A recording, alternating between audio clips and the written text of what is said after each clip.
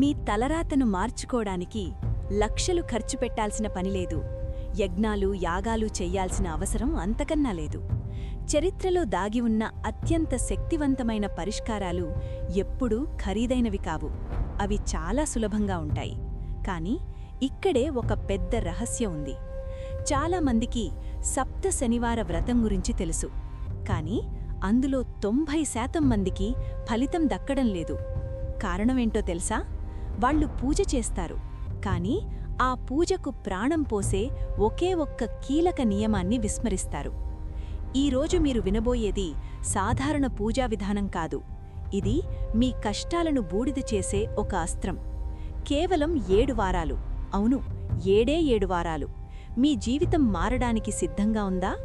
ఇంటి నిండా సమస్యలు, చేతికి అందాల్సిన డబ్బు అందదు, పెళ్లి సంబంధాలు చివరిదాకా వచ్చి ఆగిపోతాయి, సంతానం కోసం ఎదురుచూపులు, అనారోగ్య బాధలు.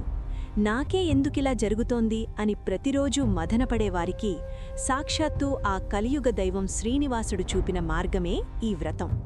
దీనికి పండితులవసరం లేదు, ముహూర్తాలతో పనిలేదు. కావాల్సిందల్లా మీ మనస్సులో ఒక బలమైన సంకల్పం. మీరు ఎప్పుడు మొదలుపెట్టాలి, ఎలా చెయ్యాలి, ఆ రహస్య నియమం ఏంటి? ఒక్క క్షణం కూడా పక్కకు వెళ్లకుండా వినండి. ప్రతి మాట మీకోసమే. ఈ వ్రతాన్ని ఏ శనివారమైనా మొదలుపెట్టవచ్చు. మంచి రోజు చెడు రోజు అని చూడకండి. మీ సంకల్పమే గొప్ప ముహూర్తం. మొదటి పని, శనివారం ఉదయాన్నే తలస్నానం చేసి ఇంటిని, పూజగదిని శుభ్రం చేసుకోండి. ఆడంబరాలు వద్దు, సాదాసీదా భక్తి చాలు. మీ ఇంట్లో శ్రీ వెంకటేశ్వరస్వామి పటం ఉందా? చాలు. వివాహం కోరుకునేవారు స్వామివారి కళ్యాణ పటం పెట్టండి. సంతానం కోరుకునేవారు చిన్ని కృష్ణుడి పటం లేదా బాలాజీ పటం పెట్టండి. ఏమీ లేకపోయినా పర్లేదు. కళ్ళు మూసుకుని ఆ ఏడుకొండలవాడి రూపం మనస్సులో నిలుపుకోండి. తర్వాత దీపారాధన. ఇక్కడే చాలామంది పొరపాటు చేస్తారు. సాధ్యమైతే ఆవు నెయ్యి వాడండి, లేదంటే నువ్వుల నూనె శ్రేష్టం. అందులోనూ తెల్ల నువ్వుల నూనె దొరికితే ఇంకా అద్భుతం. దీపం వెలిగించేటప్పుడు మీ కోరికను గట్టిగా స్పష్టంగా స్వామికి చెప్పండి. స్వామి, ఈ సమస్య నన్ను బాధిస్తోంది. ఈ 7 వారాల్లో నాకు దారి చూపించు అని అడగండి. స్వామికి ఆకలి లేదు, ఆయనకు కావాల్సింది మీ భావం. పాలు, పండ్లు లేదా బెల్లం కలిపిన పరమాన్నం ఏదైనా సరే భక్తితో సమర్పించండి. గంటల తరబడి మంత్రాలు రానవసరం లేదు. కేవలం ఓం నమో వెంకటేశాయ అనే అష్టాక్షరీ మంత్రాన్ని మనస్సులో జపించండి. గోవింద నామస్మరణ చెయ్యండి. ఆ నామంలో ఉన్న శక్తి మీ చుట్టూ ఉన్న ప్రతికూల శక్తిని తరిమికొడుతుంది. కానీ ఆగండి, ఇక్కడే అసలు విషయం ఉంది. మీరు ఎంత పూజ చేసినా మీ శరీరం, మనస్సు శుద్ధంగా లేకపోతే అదంతా బూడిదలో పోసిన పన్నీరే. ఈ 7 శనివారాలు కొన్ని నియమాలు పాటించడం తప్పనిసరి. మాంసాహారం, మద్యపానం పొరపాటున కూడా తాకకూడదు. ఆ రోజు ఇంట్లో ఎవరూ వీటిని వాడకూడదు. ఇది కఠిన నియమం. అలాగే బ్రహ్మచర్యం పాటించడం ముఖ్యం. ఆహారం విషయంలో సాధ్యమైతే ఉపవాసం ఉండండి. ఆరోగ్యం సహకరించని వారు ఉదయం అల్పాహారం తీసుకుని మధ్యాహ్నం అన్నం మానేసి రాత్రికి పండ్లు లేదా పాలు తీసుకోవచ్చు. గుర్తుంచుకోండి, కడుపు నిండా తిని చేసేది పూజ కాదు, కాలక్షేపం. కొంచెమైనా ఆకలిని అనుభవించండి. ఆ తపన స్వామికి తెలుస్తుంది. ఇప్పుడు మనం ఈ వ్రతం యొక్క గుండెకాయ లాంటి విషయానికి వచ్చాం. చాలామంది ఈ ఒక్కటి చెయ్యకనే విఫలమవుతారు. అదే అన్నదానం. మీరు పూజ చేశారు, ఉపవాసం ఉన్నారు, అంతా బాగుంది. కానీ ఆ రోజు కనీసం ఒక్కరికైనా మీ చేటితో అన్నం పెట్టకపోతే మీ వ్రతం పూర్తి కాదు. ఎందుకు? ఆకలితో ఉన్నవారి కడుపు నింపినప్పుడు వచ్చే ఆశీర్వాదం ఏ యజ్ఞం చేసినా రాదు. సాక్షాత్తూ ఆ ఏడుకొండలవాడే ఆ రూపంలో వచ్చి భోజనం చేస్తాడని శాస్త్రం చెబుతోంది. వండిపెట్టలేరా? పర్లేదు, కొనివ్వండి. అదీ కుదరదా? ఒకనికి భోజనానికి సరిపడా డబ్బులివ్వండి. కాని ఇచ్చి తీరాలి. మీ సంపాదనలో కొంత భాగాన్ని త్యాగం చెయ్యండి. ఇది మీ కర్మను కడిగేస్తుంది. మరి మధ్యలో ఆటంకాలొస్తే? స్త్రీలకు నెలసరి వస్తే భయపడద్దు. ఆ వారం ఆపేయండి, లెక్కలోకి తీసుకోకండి. తరువాతి వారం నుండి కొనసాగించండి. మొత్తం 7 శనివారాల లెక్క పూర్తి కావడమే ముఖ్యం. అలాగే మైల ఉంటే చెయ్యకూడదు. మీరు ఊరు వెళ్లాల్సి వస్తే ప్రయాణంలో ఉన్నా సరే అక్కడ దగ్గర్లోని గుడికి వెళ్ళండి, లేదా మానసికంగా పూజ చెయ్యండి. అన్నదానం మాత్రం మరువకండి. దేవుడు అంతటా ఉన్నాడు. ఇది యాదృచ్ఛికం కాదు, ఇదొక ప్రయాణం. 7వ వారం పూర్తయ్యేసరికి గుడికి వెళ్ళి నలుగురికి అన్నదానం చేసి వ్రతం ముగించండి. కానీ నిజం చెప్పనా, 7వ వారం దాకా ఆగాల్సిన పనిలేదు. సంకల్పం బలంగా ఉంటే 3వ వారం నుండే మార్పు మీ కళ్లకు కనిపిస్తుంది. ఆందోళన తగ్గుతుంది, దారులు తెరుచుకుంటాయి. ఇది లక్షలాది మంది అనుభవం. చరిత్ర ఎప్పుడూ పునరావృతం కాదు, మనుషులే పాత తప్పులు చేస్తారు. ఈసారి తప్పు చేయకండి. ఈ శనివారమే మొదలుపెట్టండి. ఫలితం గురించి ఆలోచించకండి. అది స్వామి బాధ్యత, ఆచరించడం మీ బాధ్యత. కాని ఆగండి, ఇక్కడే అసలు విషయం ఉంది. మీరు ఎంత పూజ చేసినా మీ శరీరం, మనస్సు శుద్ధంగా లేకపోతే అదంతా బూడిదలో పోసిన పన్నీరే. ఈ 7 శనివారాలు కొన్ని నియమాలు పాటించడం తప్పనిసరి. మాంసాహారం, మద్యపానం పొరపాటున కూడా తాకకూడదు. ఆ రోజు ఇంట్లో ఎవ్వరూ వీటిని వాడకూడదు. ఇది కఠిన నియమం. అలాగే బ్రహ్మచర్యం పాటించడం ముఖ్యం. ఆహారం విషయంలో సాధ్యమైతే ఉపవాసముండండి. ఆరోగ్యం సహకరించని వారు ఉదయం అల్పాహారం తీసుకొని మధ్యాహ్నం అన్నం మానేసి రాత్రికి పండ్లు లేదా పాలు తీసుకోవచ్చు. గుర్తుంచుకోండి, కడుపు నిండా తిని చేసేది పూజ కాదు, కాలక్షేపం. కొంచెమైనా ఆకలిని అనుభవించండి. ఆ తపన స్వామికి తెలుస్తుంది. ఇప్పుడు మనం ఈ వ్రతం యొక్క గుండెకాయలాంటి విషయానికి వచ్చాం. చాలామంది ఈ ఒక్కటి చేయకనే విఫలమవుతారు. అదే అన్నదానం. మీరు పూజ చేశారు, ఉపవాసమున్నారు, అంతా బాగుంది.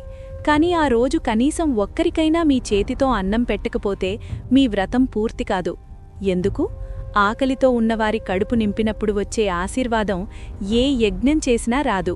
సాక్షాత్తు ఆ 7 కొండలవాడే ఆ రూపంలో వచ్చి భోజనం చేస్తాడని శాస్త్రం చెబుతోంది. వండి పెట్టలేరా?